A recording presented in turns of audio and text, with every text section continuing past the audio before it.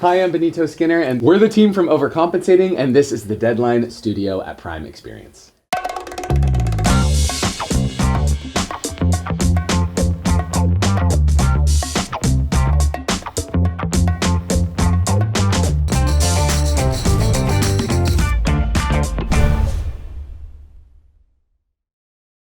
Scott is so fun to edit with. I think you try everything and see, and if any moment feels like, oh, we're supposed to feel something different there, let's pull back. I think a good example is the scene where Grace is with Janet in the 6th episode. They're kind of having this emotional, little connection. And we did have someone off camera say, is it time for me to wipe you now? And we were like, maybe we don't need that joke. And I think it's just something like that just... that was the only some time beautiful writing. Yeah. Just really gorgeous. Yeah. But I feel like I think if it feels honest, we would let it be absurd. But yeah, if you have those emotional moments, it's really thinking about, you don't want to take people out of that. And the one other thing I want to say too is like there's something that happens, I think, especially when you're in a movie, but in TV too, the vulnerability of when you're laughing and then something happens that you didn't see coming. And then I just feel like you feel it that much more because you're just off guard. It's such a well-written script, like just the speed and how harmoniously it introduces all the your main characters, which is so hard to do in a pilot script. You just felt like there was so much craft and skill, but I think, and this is kind of what you were talking about, the moments really feel honest to the emotions of college, not necessarily experience in many ways. So the emotions of the experience, and I think you really feel that in the writing and on the page. Yeah. Yeah, and say that. Yeah. It was just it was obvious. Yeah, it was so funny and heartfelt, and it's so specific. Yeah, I just think you read a lot of scripts as an actor and a writer, and so few you find yourself laughing out loud while you're reading them. Mm-hmm. So there were so many moments that were they were very specific, even though they were addressing these like archetypal characters that I think maybe people feel like they might have seen before.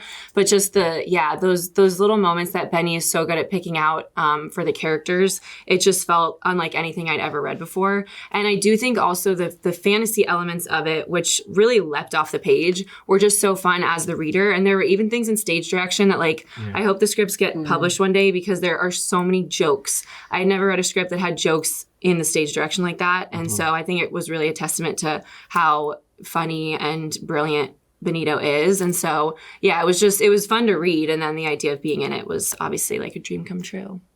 Good luck following that one. Yeah. Wait, this is a comedy? Yeah. It's okay, sweetie.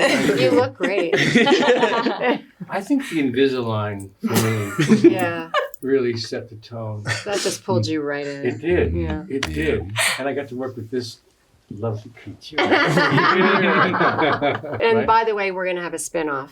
You heard it here first. I Yeah. want to say what I liked about the script. Please.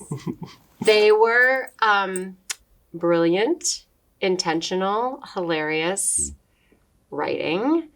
And that is very rare, as everybody has already pointed out. But even more rare, and what I love maybe the most, is that there's a subversiveness to being able to use this amazing, funny dialogue and specific characters, but to tell a story that is a very deep, complex story. Mm-hmm. And that to me is really the true brilliance of it. And that is my favorite kind of television, and you don't see it every day. I think also I didn't go to college. I dropped out after 2 weeks. And that's what I want to say. No. I dropped out after 2 weeks, and it made me, reading the script, I was like, oh my God, I want to go to college again. Which is so, I feel like you're obviously battling your sexuality in the show, and that's not, I don't wish to do that, to battle that, to go through that. But I was loving these characters, and I wanted them all to be my best friends. And I feel like that's so rare to read nowadays, where you're like, oh my God, these people, I want them in my life. So congrats. I didn't know how to get into character at first, and then it felt very physical. I had to physically find it. of this motion, a lot of dapping up and handshakes, and we worked out a lot, which helped. And I just drew on my own experiences of like Actor prepares. hockey Yeah. players I had met and played hockey with, and then just wrapped my way through my audition, and somewhere along the line it landed, I guess. How did you, go about casting this and finding the right people for these roles? Ooh, oh my gosh, a journey. Yeah, it was a long process. But the fact is, too, as we were going through it, even as we were seeing people who were maybe not right for this part, then we thought, it was always, no, this. Yeah. And so it was sort of everybody found their way. And I feel like I felt lucky that I had come up in stand-up in New York because I recognized people and I could be like, oh yeah, let's just see that. So that felt like a good thing to tap into, and like a well, I think, of being like, oh yeah, okay. Because Holmes I had done a show with. And then she originally taped for Carmen. And then Scott pointed out to me and was like, oh my God, do you see this Carmen tape? She's really good. And we were like, Haley. And then once that was on, it was like, boom. But I think, as far as casting, I felt really lucky in that everyone had a really intense opinion about all the characters. And at first I was like, this is hell. But because I was like, I have such an intense opinion. But then I was like, I think this is actually, I feel really lucky that everyone is this passionate about these characters. Scott and I have been working on this together for like 4 years. So we had a Carmen in our head, each of us, for a long time.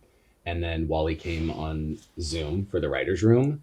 And it was just like, oh, I just felt it and I just knew. And I think that's what it was almost like for all of these people around me. It's like, I watched them not judge the college kid. And even the way Adam played Peter, I was like, oh, but he knows there's something else here. You feel that this tool is actually like, there's something that's happened and he's acting like this. This is also a performance. Like there might be something more here. And watching that scene between him and Wally in the 5th episode, I'm like, that's these two characters. Like that's why we chose these people. Connie and Kyle are my heroes. That was the easiest casting in the world. Scott and I go, who should play them? We said, these are our favorite people in the world. And Scott made a call and Amazon made a call and we had to get them. That was pretty swift. And Owen is one of my best friends. And so as far as casting him, that took 5 minutes, I would say, around 5 minutes. 5's a long time. yeah, I kind of fucked up. But yeah, and with Mary Beth too, I think that was, I had conversations with Scott and this man really champions people. And he is a showrunner who didn't judge me for this being my first time and was like, who is inspiring to you in that role? Let's talk about it. Let's see that through. And I feel fortunate for that because this is my dream cast. The show is exactly what it needs to be. And I'm also, it's like, what a gift as a writer to just see them and now watch the show. And it's like, we're just so inspired to write more. Amazon. Right. So that's me breaking the fourth wall. And now I'm talking to you. But yeah, it's like that, what a gift that all of these people, I'm like, oh, I want to see you do that. And I want to see you do that. And that I think is the mark of a cast that is just right. What we did at first was we had this insane table read where it was, which I may have talked to you about, but where we had to read all 8 episodes in one sitting in the morning, half of Amazon on Zoom. We were set up to succeed, truly. As soon as everybody was together, it was just, there was so much that you just saw. And so then we were able to then quickly, we need more of this and more of this, more of this. For example, at the table at one point, I remember you and Peter and Gabe, they just had this physical moment and it was, we need to put them more together. And there was just many of those. Yeah, where Owen had one word that he said and the whole room erupted. And it had been so, we're all so nervous. It's like, I'm like, sometimes the first time we've heard these out loud with these people and everybody, and your first line was like, oh. And the whole table, everyone went crazy. And I was like, oh, thank fuck. And I was like, all right, we need 10 more George scenes if we can get Owen here. Yeah. And also the thing to say about this cast too, and our incredible directors, Dan Longineau and Desiree Akhavan, is we all work together so much so that, too, as you were saying before, finding the tone, what part's funny, what part isn't, the cast all showed up and we're ready to try every level. And we really did that. It's a level of, I think, getting to set. And I think we all felt like we chose the right people to be here. So I don't want to limit anyone in a scene or make them think that like if they're in the scene with me because I've created it or written it or it's, my life story, I'm like, no, I wanted to be surprised, I think. And I was excited. We've sat with the material for so long that I'm like, no, Adam in his audition starting to rap Drake at me, or was it Big Sean? Big Sean I featuring love Drake. you, doll. Of course. and he started doing that, and I'm like, oh my god! And that, well, like, that's just like how that's just delicious. Or like Holmes in an early like we did Campus Couture. She did her monologue about Campus Couture, candid Campus Couture, and she just went off and started doing this like turtle backpack thing and describing the girl that had wronged her, and we were like, yeah, I mean, totally. We're like, absolutely. And it's like, there's just a trust. We chose these people for a reason. I would never want them to be like, it has to be this. It's like, let's see how it feels and play within that. I will say Benny, Wally, and Mary Beth all in the writer's room as well. So being on set with them, a lot of Peter's best ad libs are Mary Beth writing them and telling me like, you said this before the scene. So I just want to give And thank you you a shout out for and that. thank you. And I told him to say that. Yeah. That was an Do any of you have any specific scenes that were challenging from the perspective that you couldn't stop laughing while you were filming them? Mary Beth shooting me about 100 times with a fake gun. I could not get through that. Well, I didn't scene. want to do the finger guns. It was written that Peter does finger guns, and then Grace is supposed to like try to do the finger guns too, but she like does it a little bit wrong. And so we did.